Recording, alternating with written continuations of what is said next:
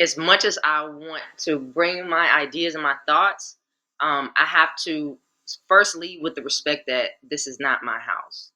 And when I say that, I'm referring to the business of music, how it works, the culture as it exists now. Um, it's like, well, things should be this way and it should work this way. And albeit I will carry that with me, Mm, there is a way to have those conversations and to impress those views. And there's timing. So I had to learn in a little bit of an ego, like, no, I'm right. Like songwriters should get paid more, or things like that that seems very obvious and logical, but it's like when people say no, this is the way it's been done. Even though my mind is like, well, let's change it. I'm learning that I can't push so hard in every moment. Like I have mm, to respect what it is, and if I want people to change, I have to meet them where they are. If I want this industry or how people interact with me as a writer, I have to, come with a level of respect, understanding, and meet them where they are, and wait for those conversations to come. And I could stand on what I stand on, but I also have to be willing to lose some opportunities. mm.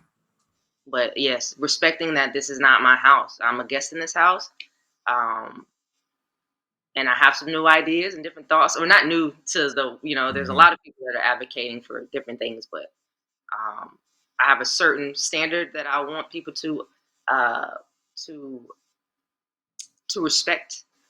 But yeah, it's not my house.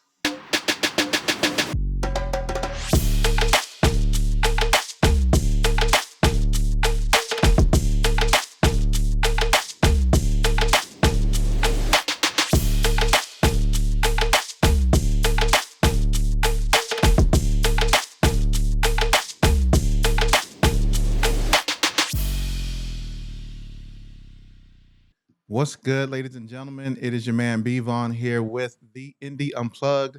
And today I want to welcome my guest for today, Mattie B. Well, hello, how Hello are you? to you. Yes. Welcome to the Indie Unplugged.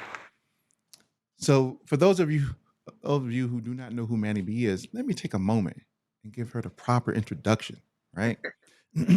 So Maddie B is a dynamic singer-songwriter from Winston-Salem, North Carolina.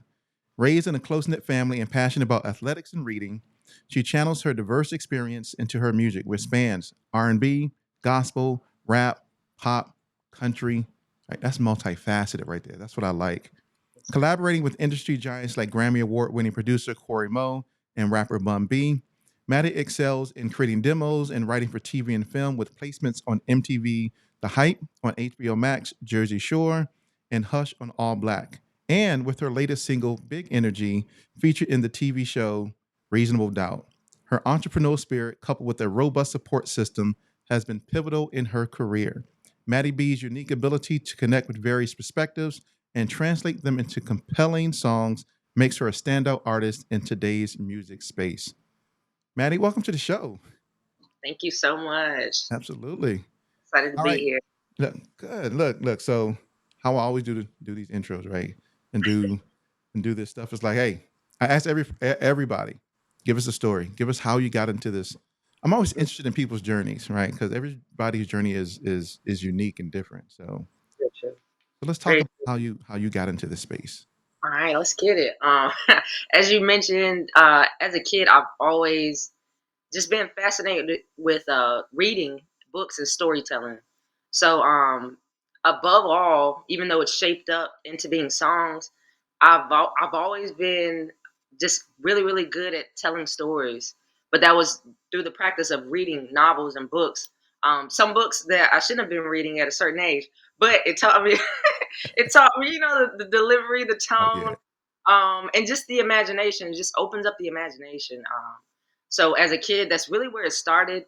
Middle school, we had our rap groups. I had Of some course. corny names where we would sit and lunch and freestyle and rap. I was writing verses for some of my friends in middle school, Mm, um, and then it just continued. I was an athlete, so that took up a lot of my time. But I was blessed when I went to college. One of my teammates, he produced and recorded. So naturally, I was always in his dorm room when we had free time creating, and that helped me to continue to cultivate the skill.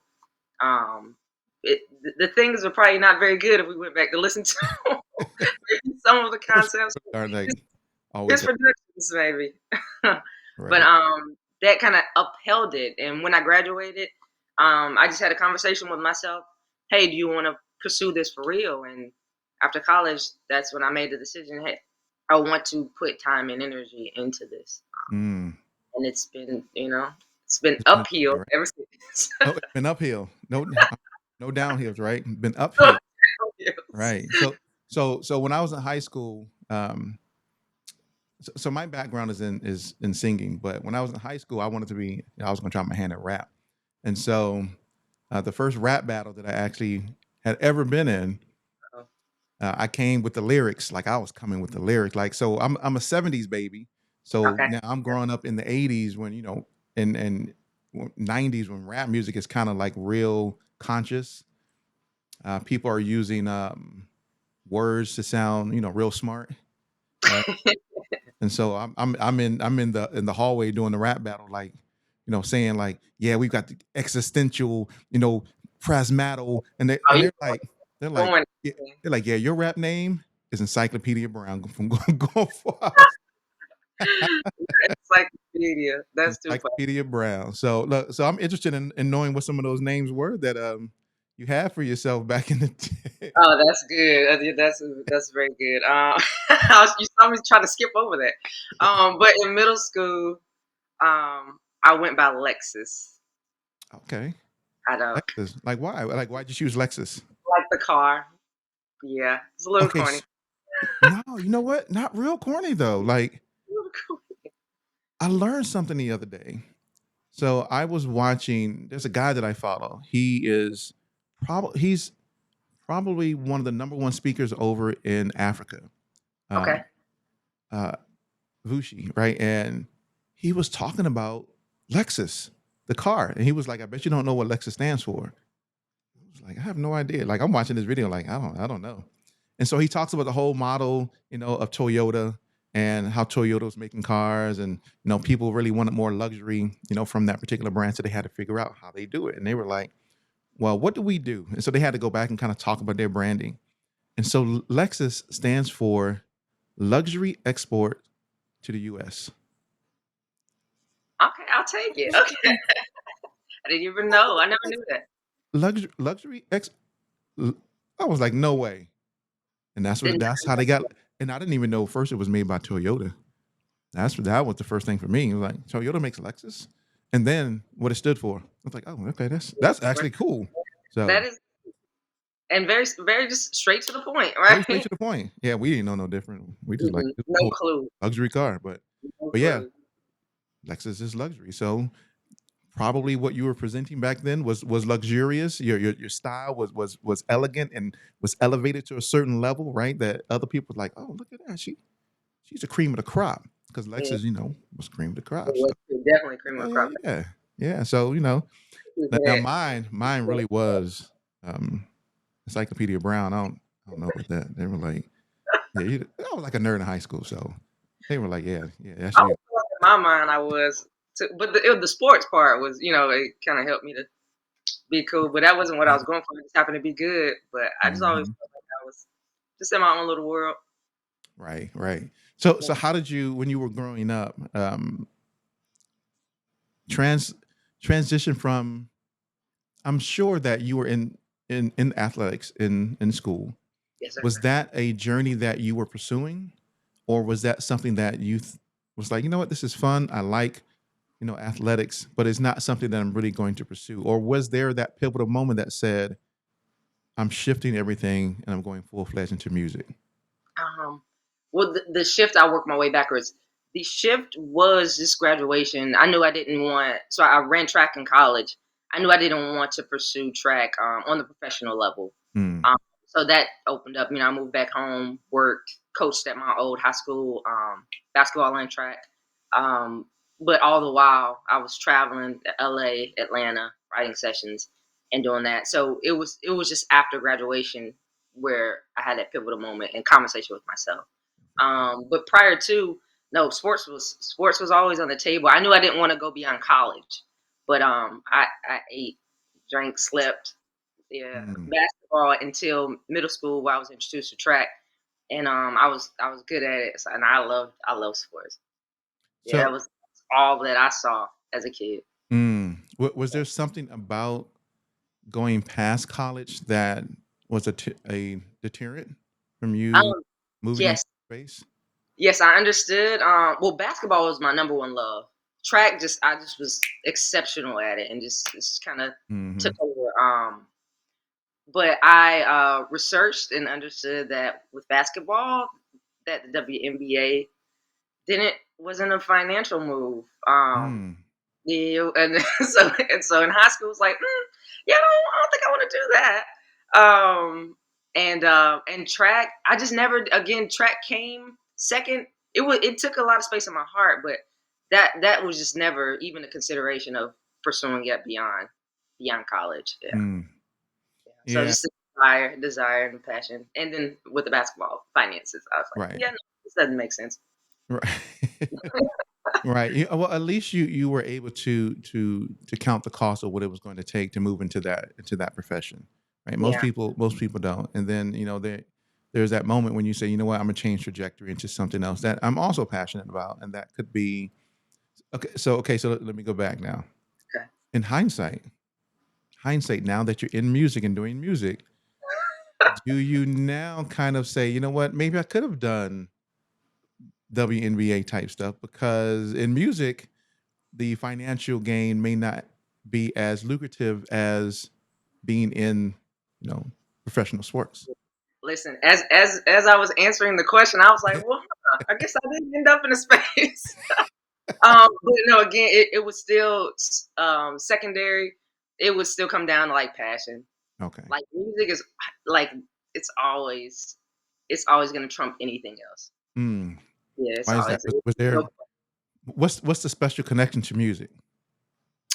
Um, the ability to share messages of inspiration and fun and self empowerment through something that vibrates so strongly and evokes so many different emotions. Mm. Like being able to connect with people in that way, very directly and so powerfully.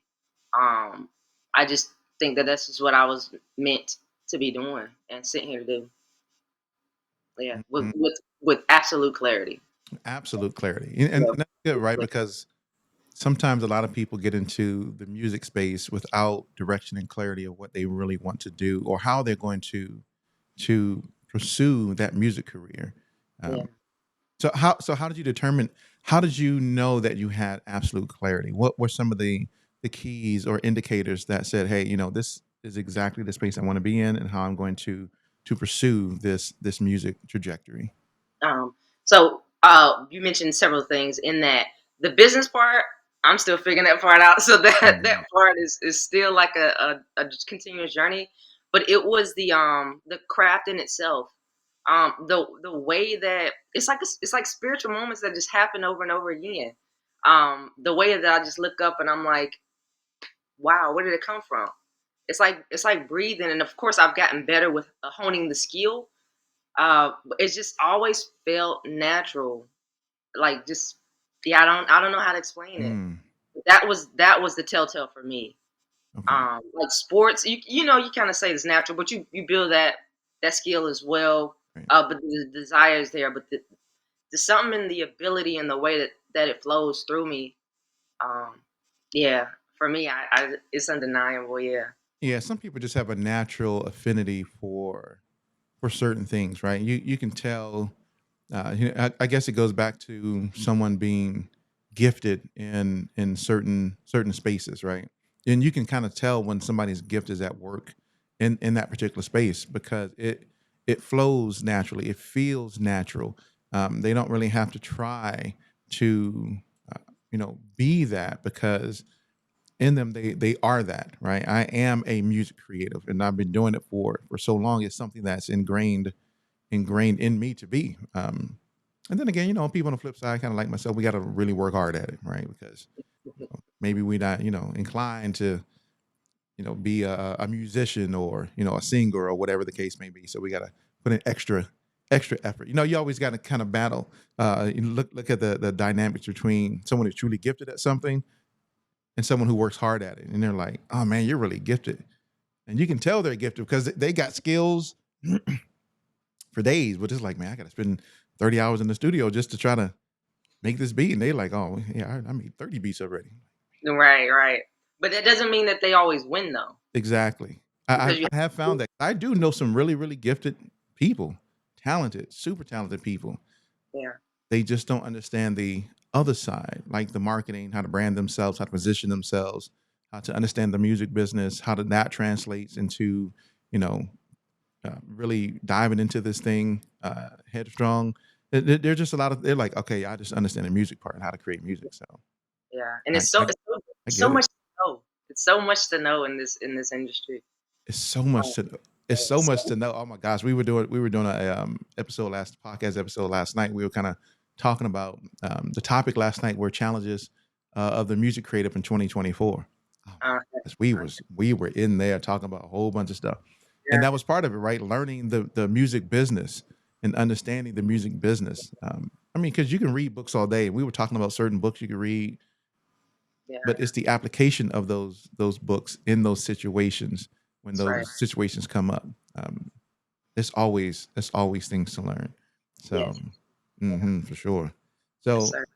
okay, so you mentioned, of course, reading, right? Yes. And being I'm an avid reader. I love actually reading books. Mm. I have tons of books. Right, probably things I shouldn't have been reading when I was probably younger. Like my Right. mom had me. My mom was Oh, like, call them out. she's like, read this book. I'm like, all right. Like, so she used to force me to read, which for a while after that, I stopped reading because I'm like, you made me read. Now I want to, I, I want to be me. And yeah. I'm reading like horror books. Oh, oh, Now I never read any like adult books. Well, mate, did I? see, that's what I was reading, and I don't Probably when I was growing up. know.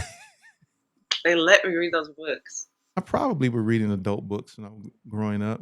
Jane and Jack. The covers with the people hair flowing, or, but yeah. So, but I think mostly what I was reading was like horror books. Okay. When my mom was like really into the like horror books, and I mean I'm a little kid, and so so so there was a time when I had to actually in elementary school, because I grew up in arts, right, singing, arts, choir, stuff like that, and we had to write short stories Nice. of I don't know if you ever had to do this, Yes, but sir. we Oh, had to write short stories, right? And I remember I had to go home and write a short story, and then I had to come back to school and read it in front of everyone. okay. And I'm reading the short story. Now, once again, my mom reads, and she read love books. I'm sure I read those. She had a ton of horror books. And so here I am reading my story in class. Yes, and they walked through the night, through the graveyard, and all of a sudden, Mephisto reached his hand from the ground and grabbed them and drugged them into the ground, and blood was everywhere. And they're like, Oh no. the teacher's like, what is going on? Like, what type of books are you reading at home? I'm like, Oh no. but what's so crazy is that your environment shapes, your perspective of a lot of things, right? So for you growing up, it was really understanding how to tell stories and how to be a better storyteller, which now translates itself into the way you write songs and the way you communicate your message through songs, right? So great 100%. foundation. Now you're executing it in a space where you are truly passionate about. You ever thought about being a writer? Like actually writing, and I don't mean a songwriter. That's not like actually writing. Like Um, novels and yeah, short short stories. stories, novels. Absolutely. I've started some, but I do see where that is a another level of focus and intention that is Hmm. required. I've started kind of writing my story like years ago, um, but I've never truly leaned into it. Yeah, Mm, it doesn't feel like I like have the space for it. mm, Um, but I think in short forms, I think it's definitely possible as right, far as just like in the pace of my life and pursuits. right. But I've definitely considered it and thought about it. Yeah, I think that's a good awareness. Is okay. That may be something I could pursue, but right now I don't have the space to be able to Yeah, fit that in, right? Because you're very clear and intentional about what it is that you're working on and what you're doing. I mean, even before we started, you were talking about being in the studio and working, that's, and I think that's the thing, right? Making sure the main thing is the main thing. yeah, yeah. And you understand, like, there's so many things Do. that can take our focus. But as a kid, I realized early, I don't know why, I just always having conversations in my head, but I don't know if that's how life is lived for everybody else. But but as a kid, I realized that I was good at a lot of things, but for me, I made the determination that just because I was good at things didn't mean I was meant to be doing them. Mm, So I gave myself permission to choose what I wanted to do. Because people are like, Maddie, you should pursue that. You're good at it.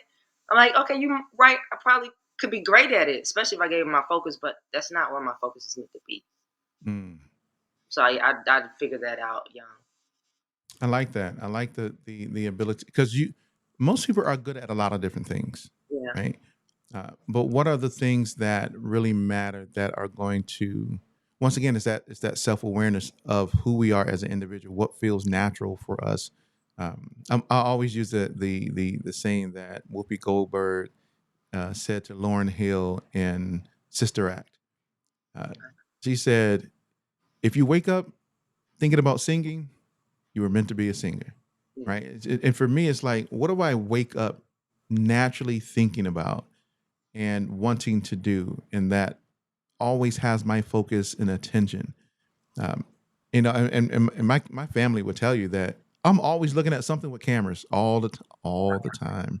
I'm Nice. always looking at something with music, yes, but now it's really becoming more about video and cameras and lights and all that stuff. So I mean that once you have clarity about what it is you truly want to do, that's I firmly believe that once a person identifies what it is they truly want to do, they should operate within that and not try to do so many other different things that they think they could do, but to really give your time and attention to that area so that you could be successful and effective in pursuing that. Yeah. And that's Yeah. kind of what what music is. Is it takes a lot of music is oh my goodness. It's a different It's world. it's a different world. Yeah, it takes a Mhm. lot, and like you were mentioning earlier, there's the two sides of it: the part of creating the product, and then the part of marketing the product. Mhm. Yeah, Yeah. yeah. So for you, what have been some of the biggest lessons or challenges that you faced, and what did you learn from those? Like, how did they? What did you learn from those lessons, and how did they impact the way that you approach your music career? Mm. Um, One I will share is that as much as I want to bring my ideas and my thoughts, I have to first lead with the respect that this is not my house. And when I say that, I'm referring to the business of music, how it works, the culture as it exists now. Um, it's like, well, things should be this way, and it should work this way. And albeit, I will carry that with me. Mm, There is a way to have those conversations and to impress those views. And there's timing. So I had to learn in a little bit of an ego, like, no, I'm right. Like, songwriters should get paid more, or things like that that are seems very obvious and logical, but it's like when people say, no, this is the way it's been done, even though my mind is like, well, let's change it. I'm learning that I can't push so hard in every moment. Like, I have mhm, to respect what it is. And if I want people to change, I have to meet them where they are. If I want this industry or how people interact with me as a writer, I have to, come with a level of respect, understanding, and meet them where they are, and wait for those conversations to come. And I could stand on what I stand on, but I also have to be willing to lose some opportunities. mm, But yes, respecting that this is not my house. I'm a guest in this house, um, and I have some new ideas and different thoughts. Or not new to the, there's a right. lot of people that are advocating for different things, but um, I have a certain standard that I want people uh, to to respect. But yeah, it's not my house. So So, so who do you think owns the house? And I guess the other question is, why do you think they own the house? the labels. Now I have little houses of my own that I function in. Right. But as far as like coming to work with major artists and stuff like that, there is a certain way that things are done. Now, don't get me wrong. I've cultivated relationships and with my management and team where people respect the like. Okay, yeah, we're gonna make sure that we compensate them, we take care of them. So it's not like 0% of the time. Mhm. But in labels, like I've had people say to me, I'm bringing demos. The producer, we've chopped it up. He sent beats, and I'm coming to playback. And the manager says to me, "Well, the songwriters don't get paid." It's like, okay, all right, this is the thought. So in that moment, I'm not gonna like beat my chest and Like, what do you mean the songwriters don't get paid? right. I'm gonna give Like, you this record. You pitch it. You're gonna wait, hold on. Like, what do you be mean songwriters don't get paid? yeah. But I'm already knowing like the thought, but he just vocalized it in that moment. So in those moments, it's just kind of like either you're gonna take it or leave it, or you're gonna push back. Mm, But in the moment, it's like, okay, mm, I got it. yeah. Okay. First of all, I'm getting paid. You gonna yeah. Now I may not get paid monetarily upfront, Understand. right? Like Right. as like producers get paid upfront Mhm. and then they get points, right? Right. And songwriters usually don't get paid up front, not unless they're like a work for hire, and where you're hiring that songwriter to write a song for something specific. Yeah. And then there's an understanding in the contract. There's this work for hire, and that they don't get anything else after that. But now songwriters kind of, my understanding, songwriters get publishing, right? They get split sheets. It's Oh yeah. identification of who's songwriters. It's presented to the PROs, and yeah, Mhm. like no, I'm gonna get paid. Yeah. No, back end. I'm talking about for my service. That's what I'm Yeah, talking yeah, for. yeah. Like Produce for the front end service. Yeah, absolutely for the hours that I've put in yeah, of creating records for yeah. artists. But I found the lanes in the interim to attack Mhm. and and I'm sure we're gonna get into that. But there's Yes, ma'am. different worlds within this wheelhouse of music and opportunities. So that is a really cool part as well. And I think that's where music creatives should be maximizing their focus. For me, it's always I get it, right? I get going after major artists, Yeah, right? I mean, they have the most visibility out of any of the spaces within music. If you're producing for a major artist, Beyonce, Jay Z, you name it, J Cole, Kendrick, Drake, whoever, they're gonna look at the liner notes and go, who produced that? Oh, that's who yeah, we want to go. Oh, who wrote this? Okay, now everybody can see it. Everybody in the music industry knows based upon the liner notes who did what. Um, but I always find that people, when they focus solely on just working with major artists, they miss out on so many opportunities. As you mentioned, there's many opportunities in this wheelhouse of music, in this space of music. Um, and so for yourself, how have you utilized your abilities to position yourself in other spaces, not just with major artists, but how have you taken advantage of the other spaces for you to be creative in? okay. Well, in my mind, I like to call it direct to consumer. So there are people, that I just meet along the way. Sales term. We were talking about sales last night. That's sales. Oh, so it's some friends, and then just some people, some associates, and that just see my work, and they'll hit me directly, and we'll just work. This is my fee. Okay, this is your budget. Okay, we can adjust.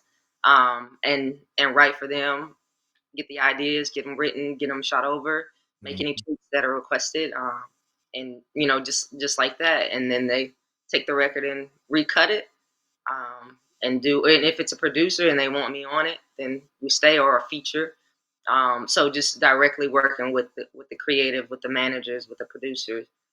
So that's one way, and then the fun way is Excuse sync me. licensing. So Oh I yeah. had and I didn't even know the term back then. So this is maybe over a decade ago. My first like little taste of getting a placement with a big corporation was American Heart Association. So I wrote a song called "Enlighten the World on Stroke," and I got a pretty nice bag on that.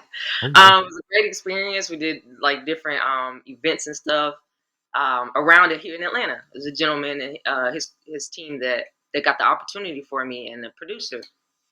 So I was kind of like, okay, but went on to just a lot of fog. No, I won't say fog. That's kind of rude, but there's a lot of just things in the in between that time Right. and maybe like 4 or 5 years ago where I didn't I didn't like just hone in on that. Like, okay, what is this over here? How did he do this? How did he form this relationship and get this opportunity? It was just right back to writing sessions and artists trying to figure out how to get records on artists. Um, I'm trying to remember. I can't tell you what was the actual like trigger Mm. to get me back into focusing on television and film. But it happened. I've cultivated some amazing relationships with producers like London Elixir, Go friends that London. work in production, and we're starting to put it together. We're continuing to put it together, knocking out Mm. records constantly, and yeah, I'm definitely following her lead. She is the sync queen. Hey, Um, hey, learn, she's a think master. she is the sync queen, She's sync a think master. master. But Oh just yeah. learning how to go about just cultivating these relationships, even in independent films. I watch a lot of YouTube series, so I'll DM some of the producers, like just to kind of, and then not even always in the expectation of money, but just getting the records out. It's just a cool thing to see your song, your records, the vibrations placed in like great spots that help to tell Mhm. stories. And the story that in those instances, but it also gives you a platform of visibility. It gives you reps. It builds a resume. Mhm. Sync licensing for sure is the second or third, but not in the order of importance. Oh, it's not in the order of importance of how you position yourself, right? Number So one. number one is It's for me. It's sync. it, That's where most of the records that leave this hard drive. go to That's sync. where they're going. Yeah. They are going to in this moment London, and then I'm other producers. I'm writing with that intention. Mhm. You know, I find I was talking to Celeste Deborah. She's a music supervisor, and I asked her the question about, do you see that there's a transition of music creatives getting more into sync licensing now than they used to? And I was asking that question from the perspective of most producers, songwriters are trying to work with artists That's and make exactly. records and put records out, right? Um, Not so much on sync licensing. In I guess in the past, I've seen a huge influx of music creatives going more to sync than they Absolutely. used to. Um, and I think I will get your perspective on why you think that is. I think it's because artists have now become more major artists, even though with social media it should be more accessible. Not really, right? Yeah. We have artists who don't want to pay for music. They don't want to pay the songwriters. They don't, right. They don't want to pay the producers. Um, Sometimes they sit on the music when you send it to them. It's like, okay, I got to get this music working. Like, so there are many detractors as to why a songwriter producer would want to work with an artist, and then there's Sync sitting over there, like, hey, come over here. We'll take you, Don't talk to and we'll have you know we'll pay you because like they got to pay you, so we'll absolutely pay you. The payout's probably gonna be a little bigger. It's consistent, right? And for a while, I wanted myself personally to get into sync, and I never really understood it. Um, and then I end up doing a song with Clint. Nice. And then once we registered the song, I'm I never saw what it's what do they call it? Brief. I never saw what they look like before. I get them all the time now, every day. I'm like, Excellent. wow, there's so many opportunities that are out there. Okay, so for you, why do you see that there now is a much bigger focus on moving from, maybe it's not, maybe like I said, just my perspective of moving from working with artists now more into the sync space? Um, well, I will say that's my experience too. Because even being in spaces this week, I'm kind of like I sink into the room, and then once I get behind the mic or I open my mouth or I start writing, then people are like, "Oh, hey," Hmm. I'm usually coming into the room as a writer, but once the attention is there and the conversations start to flow, you exchange Instagram information, and they look at my bio and they say, "Oh, you're in the sync." There's so much more interest. They're not worried about who I've worked with, who I've written for. They're asking me, how do I get more versed and more information on sync? And these are artists that have been on stages, that have opened up for Hmm. known, maybe even in the younger realm, but known artists, and they're lighting up when the sync word is said. So that's my experience. I'll say that that's my experience as well. Um, but I think it's because in that realm, and I'll say in general, because I've had some experiences in this world too of sync, but there's more control and there's less of a middleman. Like you can see like, this is what I want, this is the budget for it, this is what I need to buy. Right. It's very That's cut and dry. Or this is the opportunity, this is what I needed to sound like. Do you want to try to throw your hat in the ring? Yes or no. It's so much of the politicking and the and just kind of some of the ugliness that comes with the business on the other side, or the chasing of the artist, or hmm having these amazing records that artists have been sitting on for 3 or 4 years. Like, it's like, good gracious. it's It's so like, crazy. just put them out. But yeah, Hmm. that gets old very quickly. It gets old very quickly. As much as you respect the team and the artist, it's it's not fun for your work to be sat on like that. Hmm. Um, and it can't. And respectfully, you're not gonna pull it. At least myself and my team, I'm not gonna be like, "Hey, we're gonna go pitch these records." I know y'all. I would never do that. So you just kind of take an L and continue to wait, and that's no bueno. That's not fun. Right. So it Yeah, just and makes sense. it Sync. makes sense. Sync, right? Sync is a huge space. I mean, you got more people talking about sync. I That's a mean, fact. Pusha T was talking about, writing the jingle for. I was like, what? Pusha T? Right out here writing jingles Yeah. for. That's another one. A lot of different companies. Now Mhm. you got to hone in and build your list, but it's a Oh. lot of companies when you're just driving through your city. Hmm. Jingles. It's a lot of different things. You just gotta pick your targets and Right. get to it and build those connections. See, the reason why I can't do sync, I'm gonna make an excuse here, right? Here's my excuse. The reason why I can't do sync, one, I'm focused on other stuff. I mean, that kind of primarily is the biggest thing, right? I'm Okay, really focused on this We Create Music TV platform. But production. if I wasn't, it's always the turnaround time. That's the thing for me. It's That's the like fun part. it's the fun part. I saw one yesterday. It was, I forgot what it was looking for, and in the message it was like quick turnaround next 24 hours. I was like, but right. But then the philosophy is, if you stay ready, you ain't got to get ready. Like, so if you already got music already in there, you ready to go. And Yeah. for me, I haven't made a song in probably like 6 months. Okay, okay, Because I've been focused on other stuff. I've been focused on building up this, setting up this set, doing all this other stuff. yeah. Um, No, that's fair, and yeah, and and that's fair.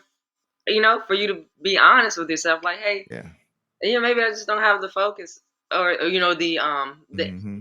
want to put my focus there, and it's all good. It's something I think I could do Yeah, because, and I guess for me, the way that I probably would want to do it is co-producing with someone like Clint, awesome. right? Yeah, Like, or London, yeah. or Dre Fan. Some of the other people that I got in this whole Sync Master series. I wish I'm I so, would have known. I'm so excited to see it. I wish I would have known, That's right? gonna be cool. When so I'm going to eventually do a season two. Okay. Um, but season two is going to be more on music. Oh, music supervisors. Oh, nice, Oh, nice, yeah. So nice, that's what season two is going to be about.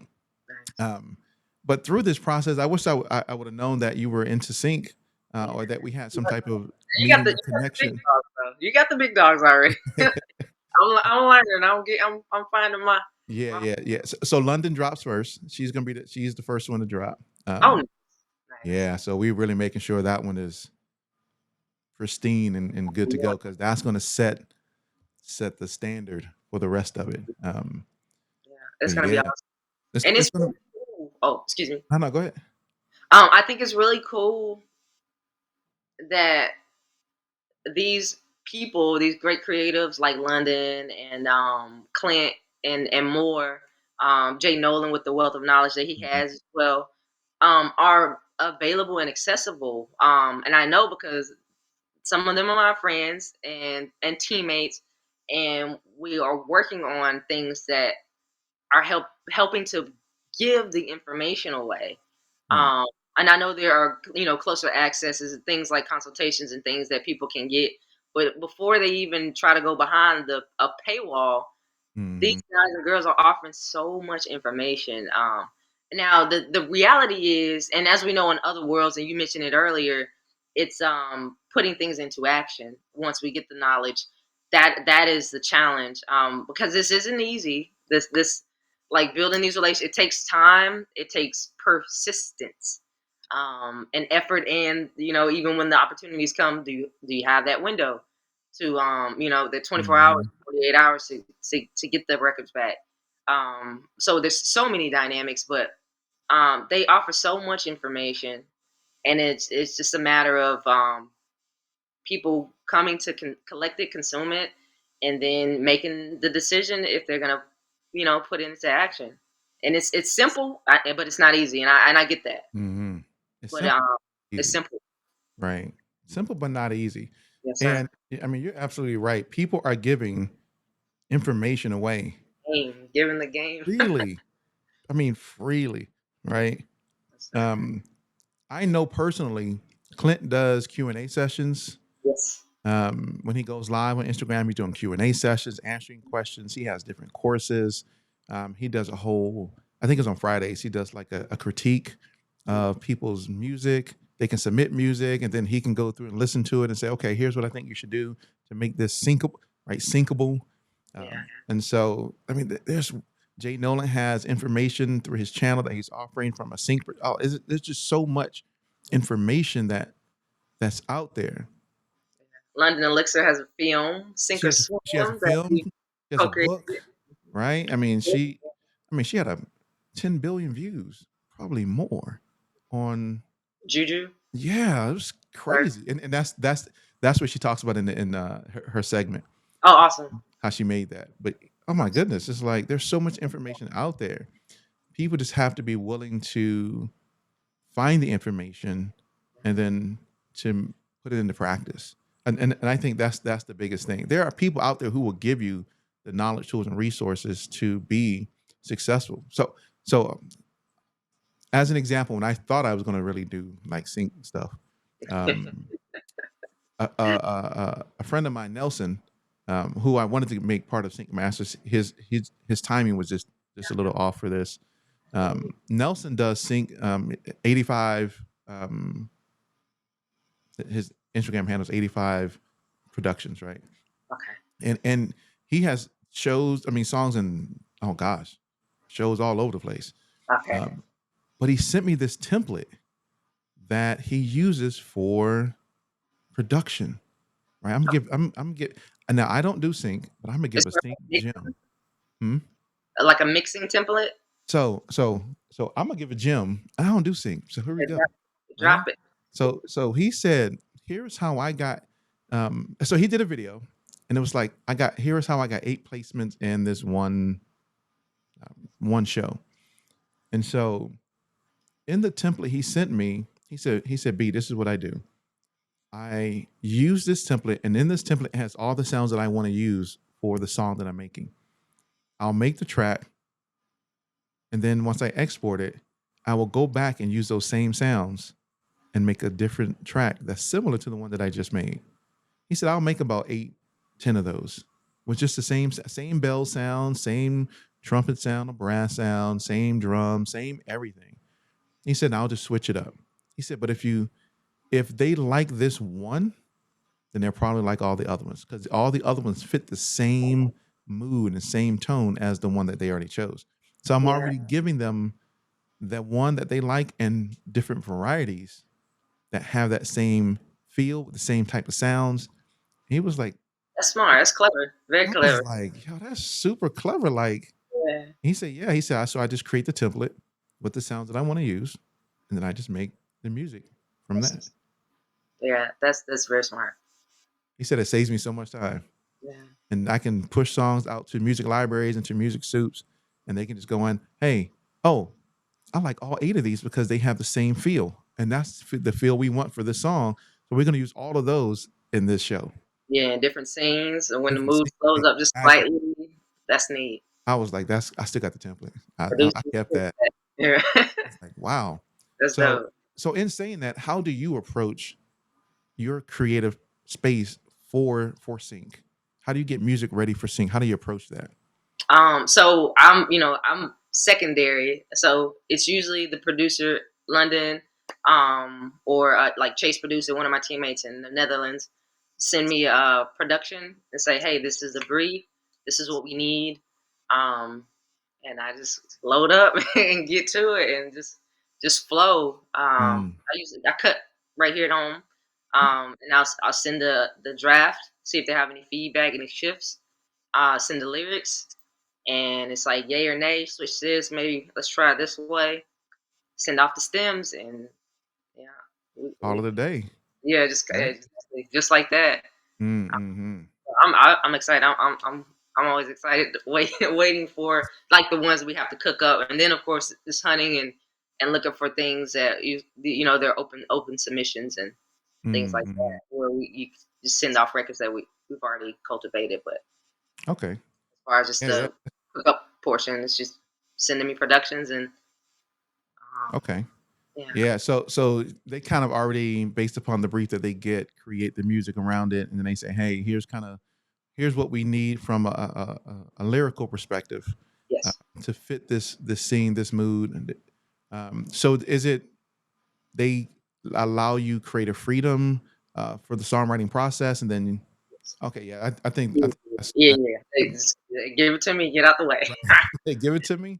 I Get out. go. But they trust me. Right. It's what I do. That's why that's why Good. I'm blessed and lucky for them to to know that they could tap on me.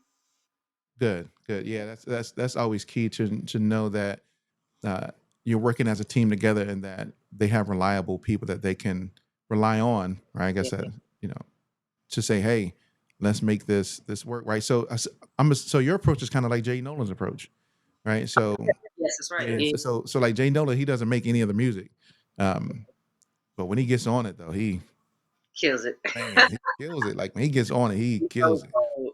That's Yeah. the that's the thing. I'm like, oh my gosh. So we did his segment over at Skin and Bones. Oh, but Stein. Yeah, Yeah, yeah. yeah. But Awesome. so so so Stein was like, yeah, just come in. Oh, his space was awesome. Like when I went in, I was like, hey, brother, I like this space. What in the world did you? He was like, yeah, this was the garage, but that thing was. That's nice. Matter of fact, I have got to call him. Yeah, I me need him. too. I owe you. I need him to do something for me. I haven't spoken to him in a while, but there is something I need for him to do for me because I'm assuming it's Studio B that right. So you've been there, Oh, so oh, yeah. huh? A ton. Yes, yes, Yeah. yes. So you got the main big studio we do the performances, which I thought was so dope. Yeah, And then he has like the Studio B, that's right, right. which is the smaller one. But in the Studio B, there's like a big giant. I want to call it a mural, but that's what it kind of looks like. But it's where the window would be. Oh, I see. Yes, yes. He has a big giant frame that's in there. I'm Yeah, like, I frame. need one of Yeah. those. I need one to Oh, put in this window that nobody sees right here. But nice. and that way, he can take it out and then raise up the blinds whenever he wants to, or just put that in there. I need that for the background. I'm gonna Nice. have to call. He made it himself. I'm like, oh, Stein. I need that, brother. I need to call you because Order. I haven't talked to him in a while. So Did get you right. yeah, he will get you right though. I love his setup because he does like a podcast type setup as well and performances. And I was like, when I went, I was super inspired. Like, I need a space to do that, and it's wonderful that he has a space right there where he is to be able to facilitate that type of activity. I was like, oh, that's great. He can That's use it in so many cool ways. He said so like many cool ways. performances, the skinny, the show, what comedy events, people shooting like live band Yeah, instrumentation, I set just up, shooting movie scenes in right. there. Like so many different ways to use this We space. Is shot we shot Jay Nolan Sync Master scene episode all right there. awesome. I Yeah. was like, yeah, Stein, this is awesome, brother. I'm gonna have to Well, dope. yeah. Okay, so you mentioned in my research about having a very strong support system, right? Yes, sir. Um, so, how have your family and friends and peers contributed to your support and your success in your music journey? In so many ways, directly. Um, Friends from like college. So I used to always be in and out of Atlanta once I graduated. One of my good friends, Chapin from the start, she introduced me to some young artists here, like Lady Rich Kids, Rich Kids, Marco, some of the artists back in the day that were coming up and building. Mhm. So I would be with them, write with them, met some of the videographers. Um, Jump forward to getting older. One of my friends, Jeree, we would, hit the scenes, met so many people, building out my network, being here, going to Sweet and to Ti's old restaurant. It's not there anymore, but Mhm. downtown, going to Rose Bar, all these different places, just building relationships. In between, Ashley Samuel is one of my great friends. She's in production, and marketing. Took a lot of trips. She was essentially managing me, but we didn't realize it. But Mm. going to LA, just meeting different people, building out the network. My family always supporting. Never ever made me feel like, hey, you can't pursue this. Always been supportive. Showing up, being there financially, like so every way that they could. That's how my family is and has been there for me. Additional friends, creative friends. Like, yeah, I'm so blessed. I'm so Mm. blessed that way. They have never been a barrier. They've always been there to propel me and uplift me. There's so Yeah. many other names. So y'all, I love y'all. My Yes.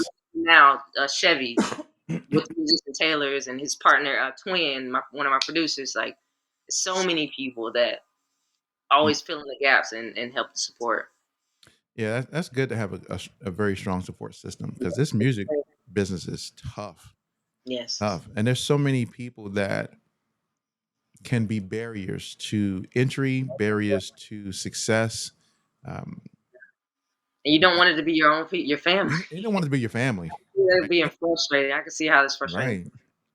You don't want it to be your family that says, "Hey, you know what? I don't think this is for you. I don't Yeah. think this is what you're wasting your time. I don't think." And then you start to doubt yourself. You start to maybe feel a certain way. And so maybe sometimes you don't. Right? There's people who's like, "Well, then forget you. I'm going to go still do what I'm gonna do, like whether you support me or not." Like, right? But it's tough because we have a closer relationship, right, with our family members. And if those family members aren't like in support, mom, dad, siblings, or maybe other relatives that you're close with that don't support what you do, and it's like, do you believe in me? Yeah. Do you believe in me as a person that I can accomplish whatever it is that I set my mind to? Whether it's actually going to school or whether it's pursuing a professional career or whether it's doing music. Yeah. Like no matter what I do, I still got to give energy and attention and time to be good at it. Um, I think a lot of that comes from probably their own fears and insecurities about certain things, right? Absolutely. You should go get a stable job. Well, what does that mean, stable job? Like, because I mean, most states are at will employment. Yeah. Yes. Yes. Georgia's an at will employment state, so which means that an organization has the ability to terminate you without cause Mhm. and at will. They don't have to give you a 2 weeks notice. They can say, "Hey, your position is eliminated today. Thank you for being here. Give me your badge, computer, and phone. Have a great day." Pack your unit up. Yeah. Right? I mean, so I don't know if there's stability in that sense. Now, granted, I work a 9 to 5 job every day, like Yeah. You so. can add up your check at the end of the week or the Right, month. and I think that's the stability. There's some appreciation for that, though. Don't get me Mhm. wrong, guys. Make your money. Right? Is there a there's a check waiting for me every 2 weeks to pay Yeah, these bills that I got to pay. that is a Uh, blessing. right, and that's kind of the thing about with music is sometimes you don't know where it's coming from or when it's going to come. A lot of times, yeah, most times, Most yeah, times, yeah. But there's because a balance. Like you have to. Those are watching. You have to, and I encourage you. In whatever way you figure it out. I don't have the answers in that sense, but do your best to be responsible in figuring out. Okay, how I'm going to take care of the things that I need to take care of. What does that look like? How can I balance that with my pursuit? Is my pursuit, my passion, giving me that right now? And if not, what are some other ways that won't take away from it too much? But those are real life decisions that have to be made. Like the bills got to be paid, and if you're not paying them, like Mhm. it's gonna fall on somebody else, or you're not gonna have what the items that and the comfort that you want. Um, but it's a conversation. It's a conversation. It's absolutely a conversation that I think everybody has to have Yes. with themselves. Right. So Yeah. last night in the podcast episode, oh, I can't wait for this to come out. Oh my gosh, this is good. Woo, I mean, we were talking about like if you feel that you need to get a job. Like I am a proponent for getting a job. Like go get the job, and because I understand what comes from it, and I think that's what s- some people miss is what really comes from getting the job. Right. Um, Peace of not all mind. peace of mind. Right. You ain't really have to worry. I mean, Financially, if you do a good job at your job, I'm sure you're gonna be around for a while, right? yeah, Unless there is some economical or social uh, type of thing that's happening within the culture, within the state of the economics of the United States that causes them to do layoffs and things like that. And we've seen tons of layoffs not good. recently in the music space, right? Yeah, Big labels letting people go. For whatever those because they're not making the money they used to make.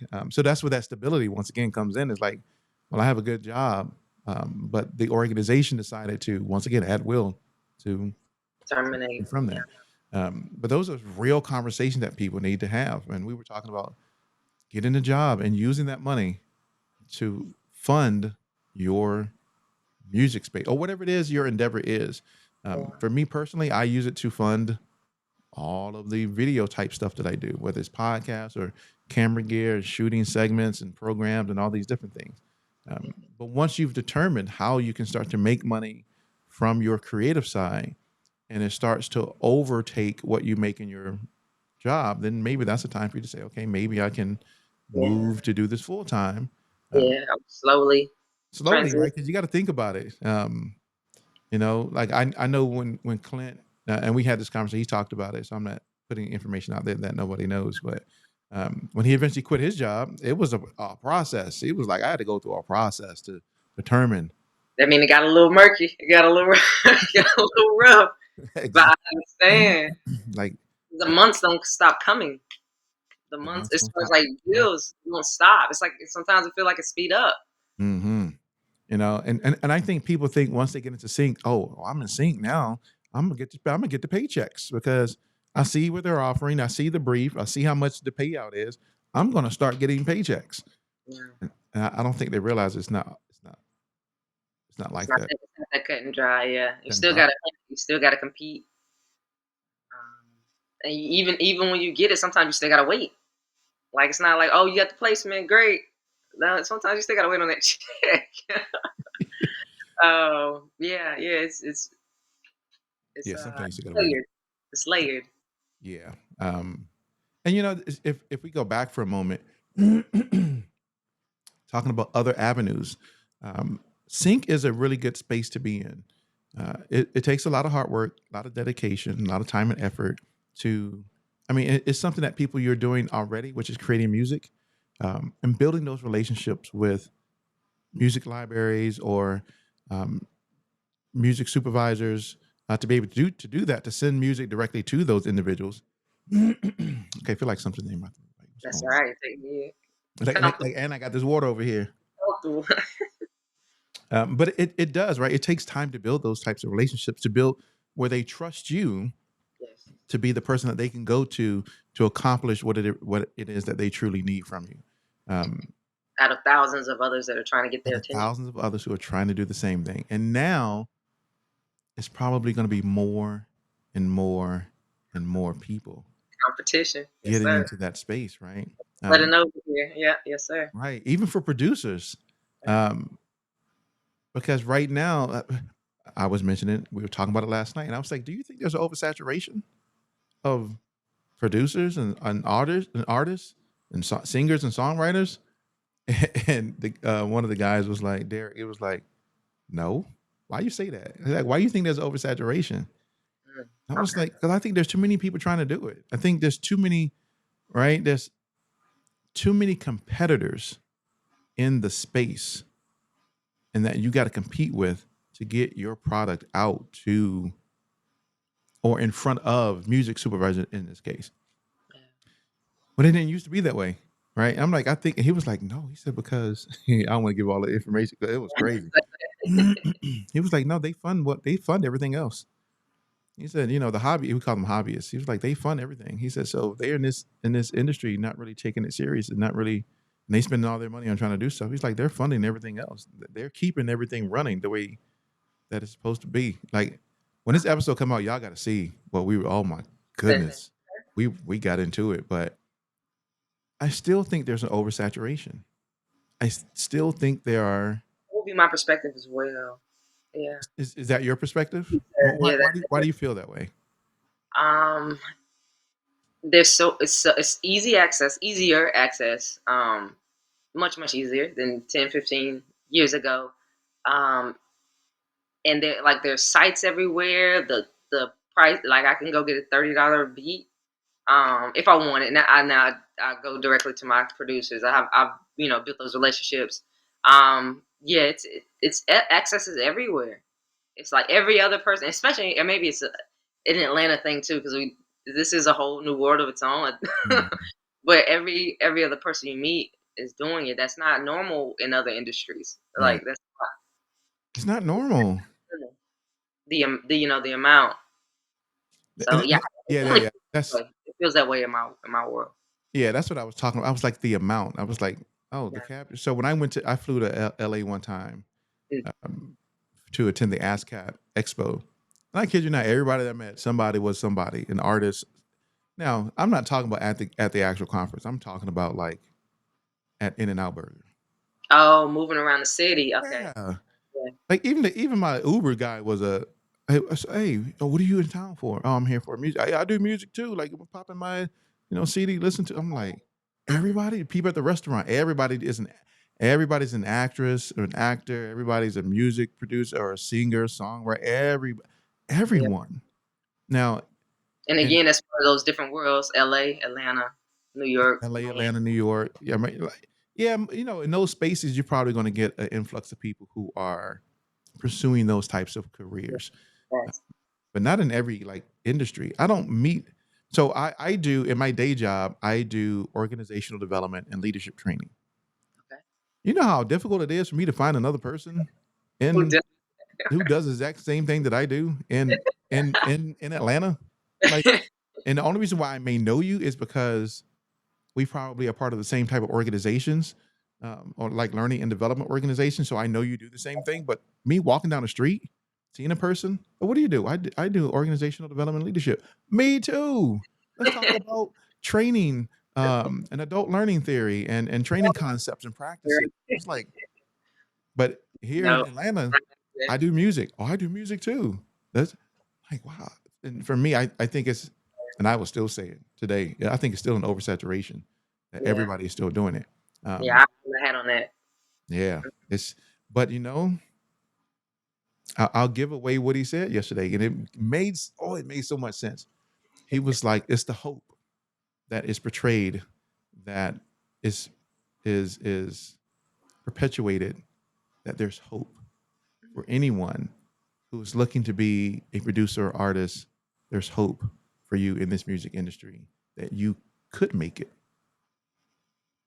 And so if you feel like you could make it, why not go for it? I'm like, oh, like, you're right. There's a hope.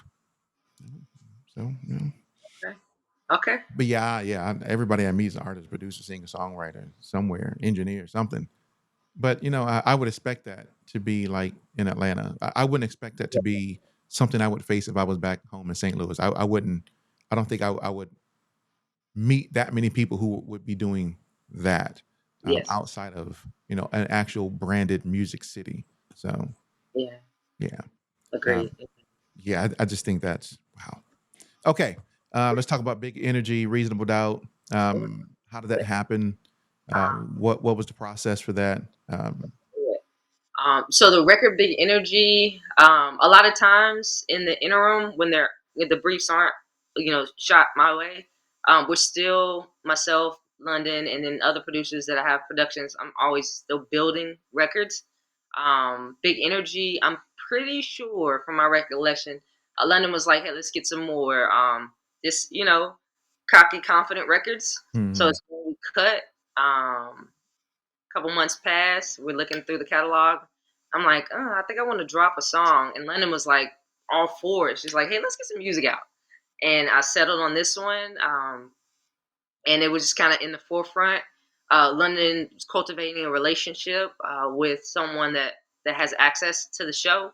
And they hit her. She submitted it. And, she got a place for us.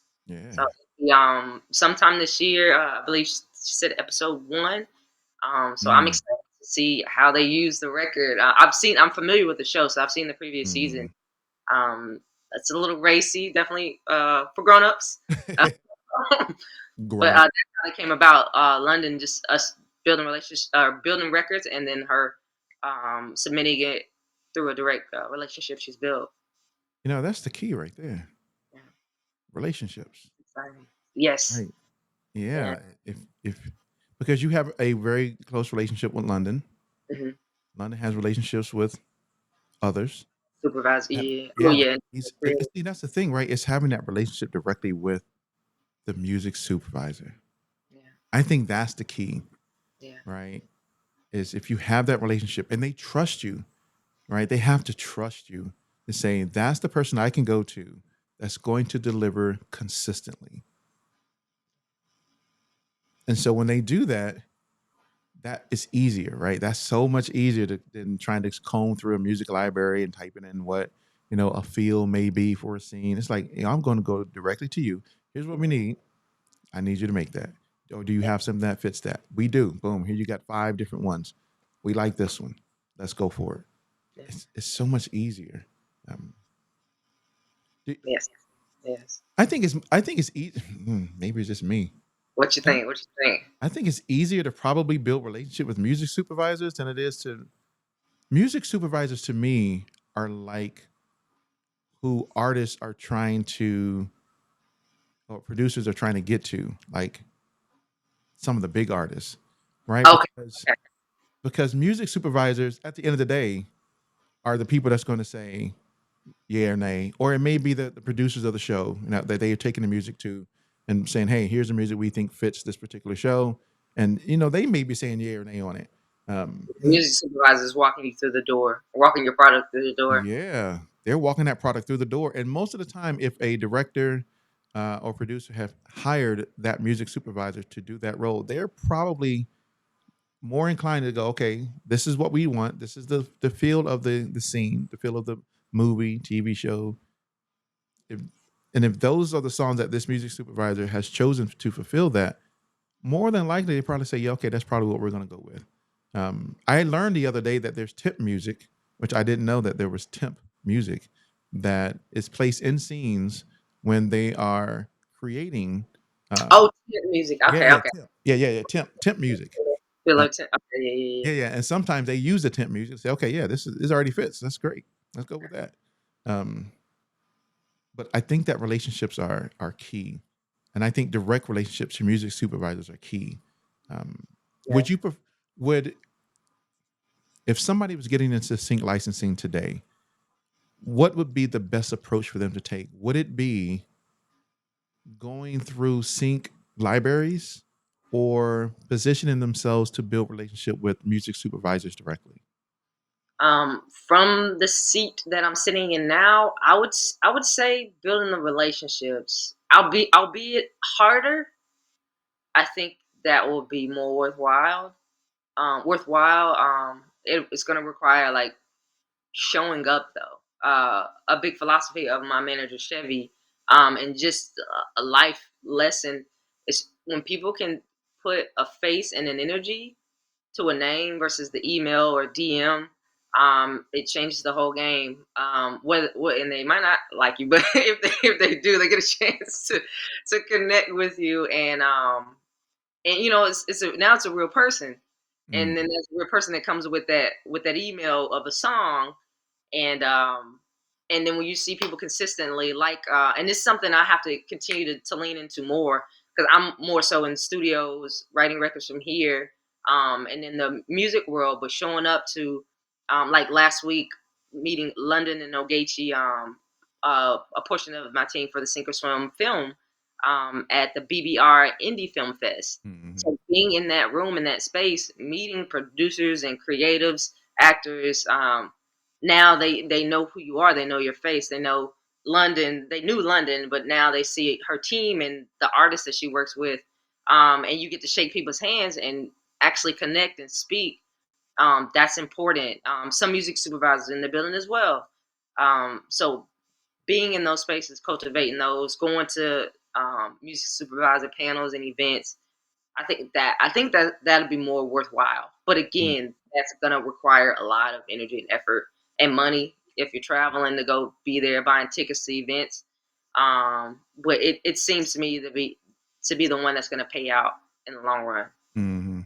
Yeah. But again, you have to persist and you got to show up. But it's no different from how I've been doing it, pursuing the artist portion. Right.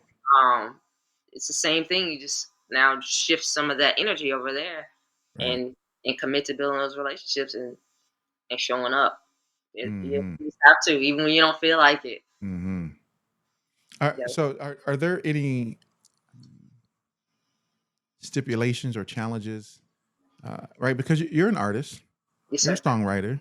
Um, are there any stipulations or challenges as a artist songwriter who wants to put out an actual song, and then eventually that song wants to be picked up for sync? Are there any um, barriers that you encounter or have to maneuver if you are, so let's say you have a song that's currently out today, is on streaming platforms, Big and energy. a music supervisor's like like, oh, I want to use that. Yeah. Oh no, it was all good. That big energy was released when London landed the placement. So that wasn't a problem for this particular instance.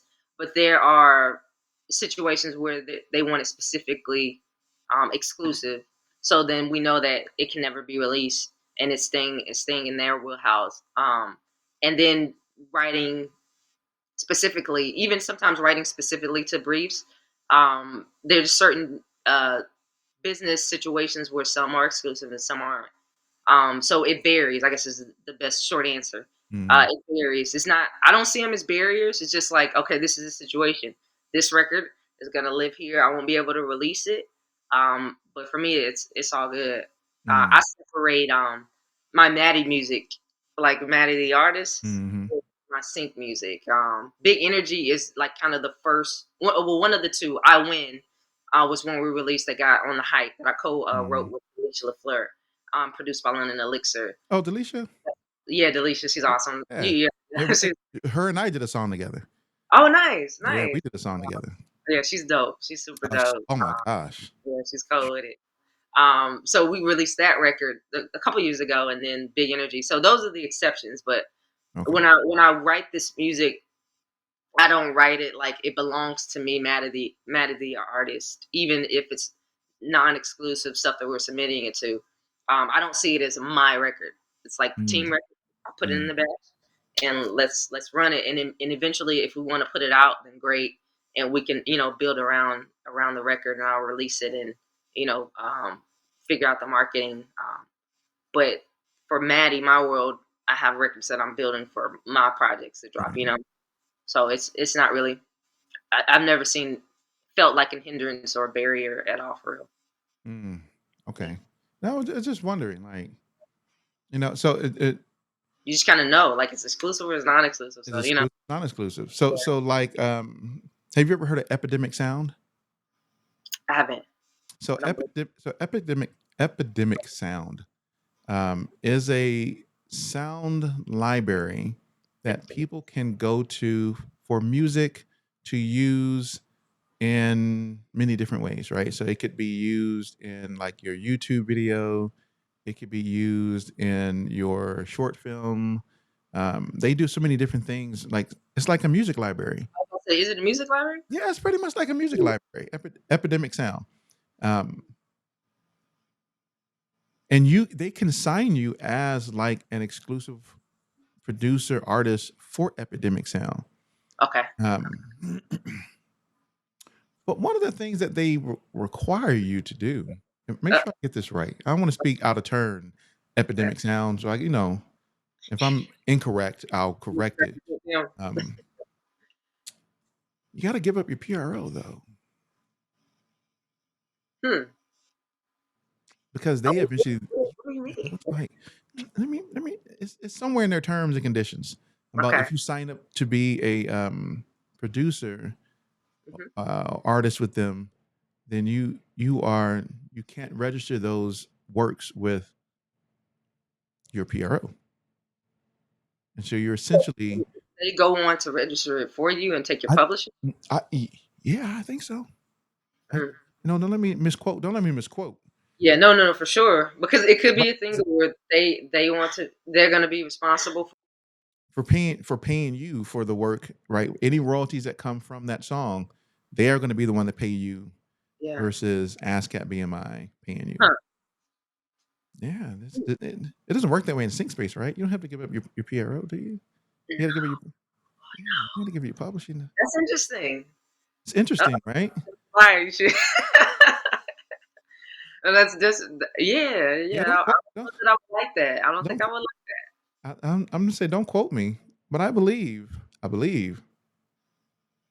And if anybody's from watching this, when you watch this, if you know, go to like that. Epidemic Sound, look at the terms because it's in their little terms thing. That's And I believe insane. I asked the question like, you got to give up your PRO. I think they say yes, you got to give up your. You know what? I'm always curious because it's um I'm always I got That's I got a for tablet right here. And trust. so you're It like takes away the transparency. That would make me a little uncomfortable. do they take not take away your PRO but um do they I So think they they do.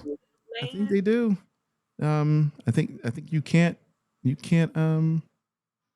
keep your PRO after that. affiliated with the PR. I'm like, oh nah, I need that part. Now, granted, they may be the one that do the paying out of the Hmm. artist rights. Maybe there's some type of rhyme or reason to it. I guess, but they got a lot of people. Like That I would want that. we currently partner with artists and musicians who are citizens and residents of all of these places. Oh yeah. Look, we currently partner with artists and musicians who are citizens or residents of the United States, United Kingdom, South Korea, Japan, or Sweden, and are unaffiliated with, right? Unaffiliated with, or willing to opt out of PROs, NROs, and collecting societies. Why? Yeah, because I think they are the I ones would know who. that why. I would need to know why that is a Yeah. better business. Why? So it says our ecosystem. So why does Epidemic Sound ask me to lead my PRO, NRO, or collecting society? Our Okay. ecosystem is based on our music being able to flow freely to all our customers. We have made this possible through our unique digital rights model, which is based on the premise of us being the sole owner of the financial rights to our music. This wouldn't be possible if an artist or music creator were affiliated with a collecting society due to their exclusive affiliation agreements. We hope this will change in the future. So, okay. Okay, so maybe it's not as big of a red flag. It's a bit of a red flag, but not as big of one.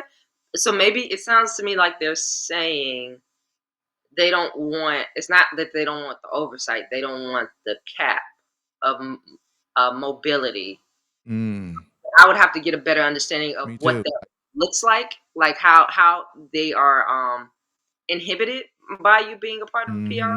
That part I don't really get in this moment, but that's what it sounds like they're saying, that it's an inhibitor of Right. them expanding to how they use and exploit the music. But I'm not. I don't really. I would need some additional.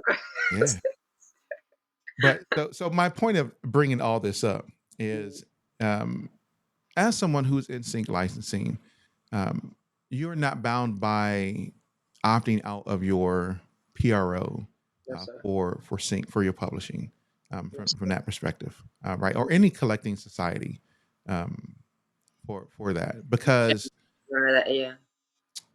so from a nuts and bolts perspective, does the who owns it? Who once that is submitted for sync, who owns the publishing the rights to that music? It's that again is a case by case. It's what we negotiate. As far as like how much pub they want, and if we say yay or nay.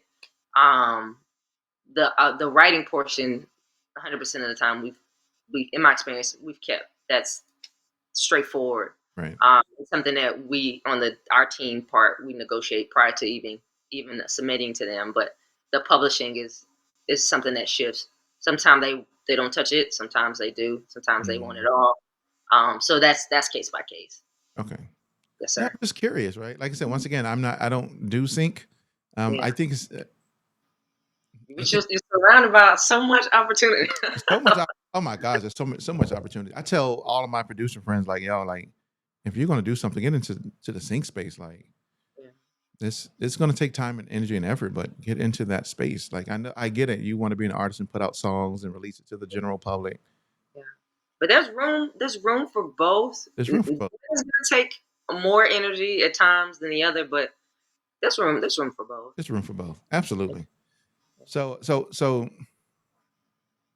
based upon your experience, and the things you're working on, what's next? What's What's next? next from Maddie Um, B? what's next is a continuation of like building more relationships. We have the Sink or Swim full feature length film that's coming out. We're having a screening or premiere July the 14th. I'm Tickets gonna are come to available. these. Are you coming? I Are have you to come coming? to these. I am. July 14th. And it's a document or it's a film, a doc about London Elixir's journey. We did a short some years ago. So fast forward to now, there's so many special things that have happened, so many more placements, so much more information. Mhm. Um, and this film is a documentary of her journey as well as shorts within the film of just her giving out the game. So it's definitely worth the $10 early bird ticket. Early bird ticket, get it That's today, get important. it now, save that date, grab your ticket. But just giving the game and giving access. So that's definitely a big thing that's next and coming up here very soon. With the team of again London Elixir, Ogechi, and Mobile Mall. Mogul Um, Mall. Mobile, awesome, Yeah. and then a lot of other people that help Hmm. at this point. But that's the quad. What else do I have? Big Energy. We are looking to shoot a video for that. We want to make sure we get it right, and it matches potentially a new version later this year.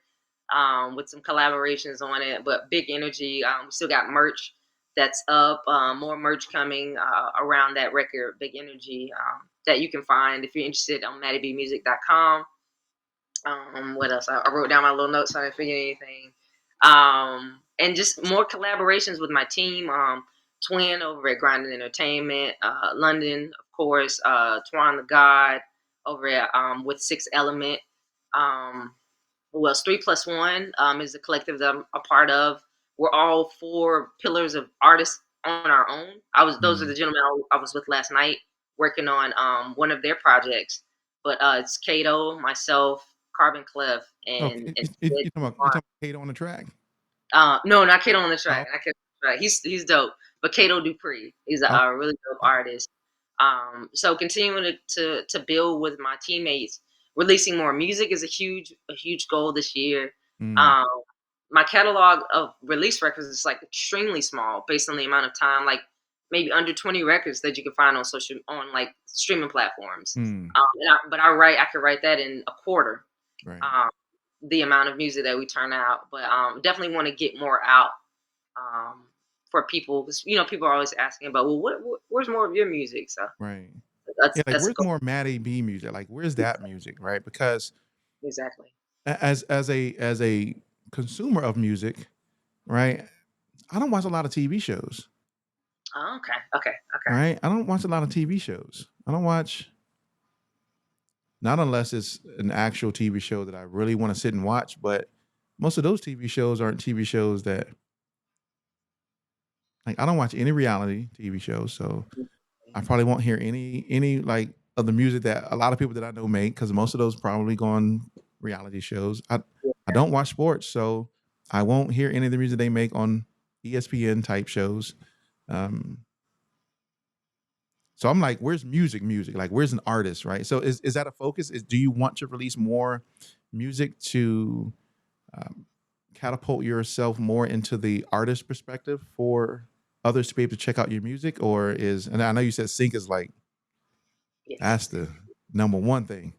But I mean, you're an artist at heart, so Yeah. Well. For me, I'm a songwriter first. well, That's songwriter. always, Some yeah. are still artists. They may not realize it, but they We said songwriters, just artists. No, songwriters. for sure. I've definitely leaned into that acceptance of that word of artists. But yes, that is a part of the goal Right. to make that version of myself, that to elevate that platform a bit more.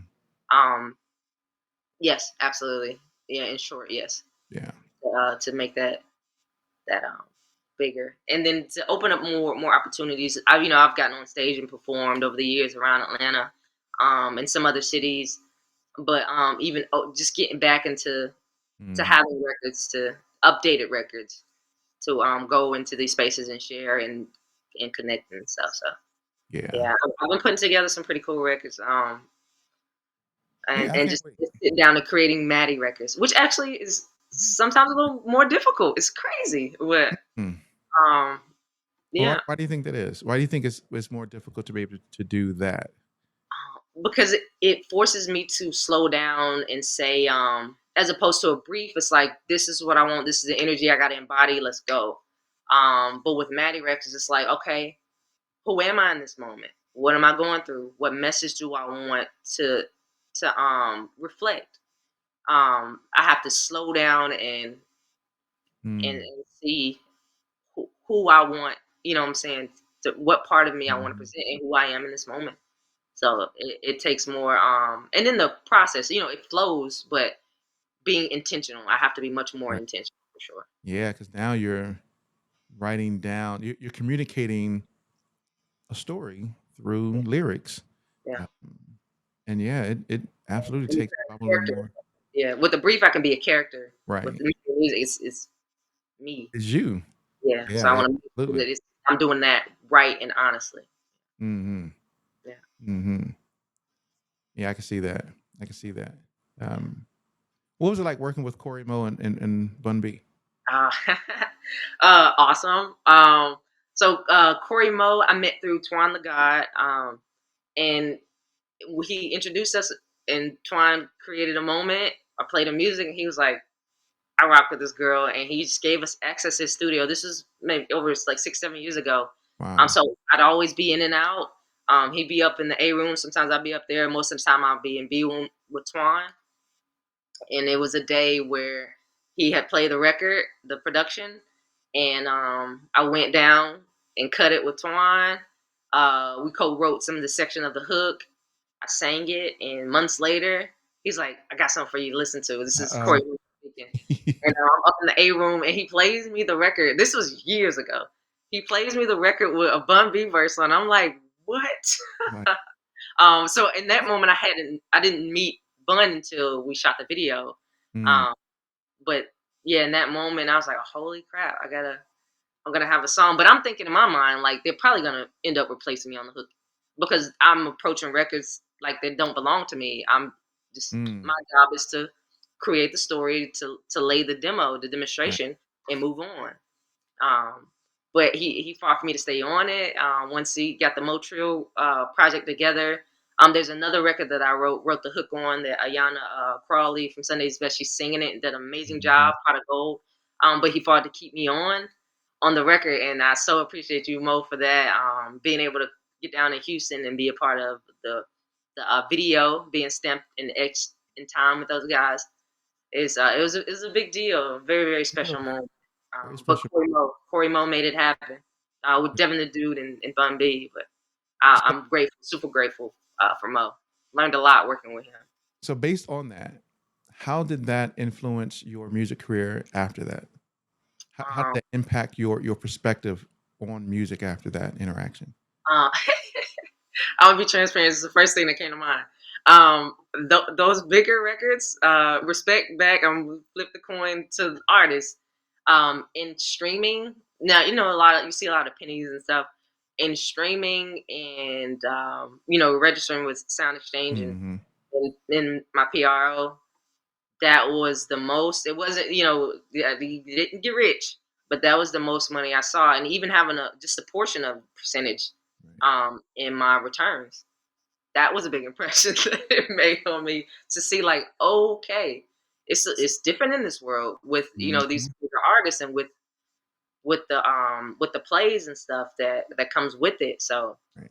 like there is respect to be put on the bigger artist names that it will, even though it's a, um, a small target to try and hit. If you hit it, I can see where it could be extremely profitable. Mhm. So Yeah. that I cannot sleep on. So thank you, Mo, for that. I got to see the difference between in my releases Mhm. that Yeah. feel good record and the Oh, pot yeah. of gold record that pops up. So Oh, yeah, yeah. it Yeah. was a I mean, and big that's the takeaway. reason why you have so many people that wanna go right to the major artists. Yeah, yeah, yeah. I wouldn't. And I was reminded here just maybe a little over a month and a half ago on a conversation with my manager and an exec. And he was like, "Sync is cool," but he was like, "Don't," because I was just like, "Man, you get fatigued. You get fatigued with like Right. because it feels like you're chasing these artists." And I get it. It's so many people that are coming at them, and you have to Mhm. build a relationship or get lucky maybe and just have a hit record that's undeniable, but he was like, don't lose sight of that because you just need one. And he's not wrong. It's like you just need one. Yeah. That'll change your life. So I will continue to, be in these spaces and cultivate those relationships as well. A writing session this week that my manager got me access to.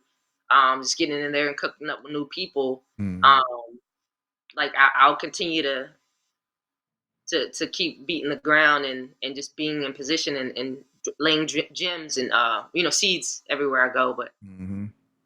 he did remind me. He was like, don't lose sight of that possibility, and you might not have to feel like you're chasing it, but it's nothing for me to to show up and to create and to put my effort in the moment and just trust that it's gonna go where it goes and not try to control it and keep my hands on the record. It's gonna land Mhm. where it's supposed to land. And if it doesn't land, not to fret. Keep moving. London's gonna Mhm. hit me and Chase and whoever gonna hit me with briefs, and those are gonna get done. in the interim, and I'm going to continue to cultivate relationships where I get, direct briefs and my friends in production, you know, presenting me opportunities to send them music.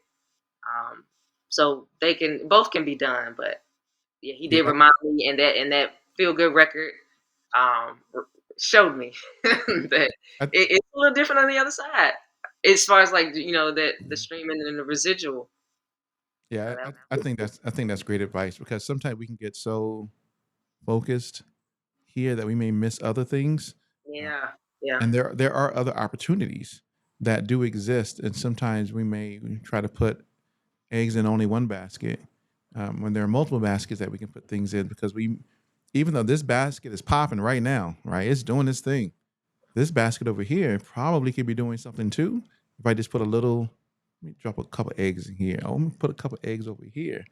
Um, and those other baskets could build some, if they do, take off, could build some other residuals and things like that that could open up some other creative spaces, um, as well. It could lead to going, okay, hey, we now want you to do based upon the work you've done. We want you to do this whole film or this whole show or all the music for whatever this may be. that's right. Yeah, so it opens up possibilities if you are open to doing other things. So Yeah, and a lot of those different baskets, sometimes you can build bridges between them, that's right.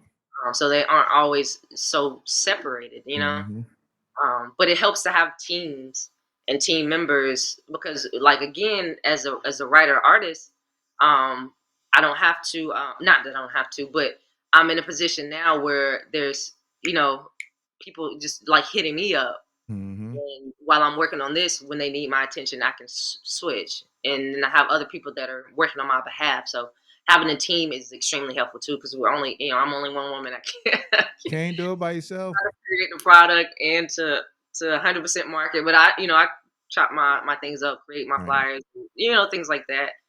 But it's hard. It's hard to cover all your bases. You're gonna miss something, but we're not meant to. So Yep. building a team around yourself and different teams and it's expanding your network of people that are reliable is important, and that takes time, but it's worth it. It It's takes worth it. time. You got to be a The stand-up person too. You got to be reliable. You got to be able to be Yeah. dependable. Yeah. The demands on an independent today Mm. is tough because you got to do like all of it, right? You got to do almost everything. Like I am my own graphic designer, right? Yes. I'm my own editor, graphic designer. I got to be the one who makes the beats. I got to market. I got to do all these things. Yeah. When of course back in the day they had teams of people who did that, so teams are critical. You got to find people that you can trust, that are in your corner, that have the same drive, that have the same vision that you have, because if not, it's going to be tough, and it's already tough. Imagine you have people in your unit that probably not are working toward the same vision that you're working towards. Yeah. um, yeah, that makes it difficult. So is there anything that I missed? No, you covered it. Look, I got my little list. You got the feel good record, big energy. Big We discussed sing and energy. swim. My different teammates and collectives. No, you're spot on. Thank you. Perfect. I want to make sure I didn't miss anything. So, No, sure. um, man, it's been a joy. Like when we do another a series of sync masters, I'm gonna have to pull you into that. Um, Mm, I okay. think that would be. I don't know if I'm a master, but I'm making my way. Maybe I could do like a woman in sync. That'd I'm be always coming up with something to think about, because my goal is to always create programs that people can tune into, right? I yes. want to build the premier streaming platform, and educational platform for the independent music creators.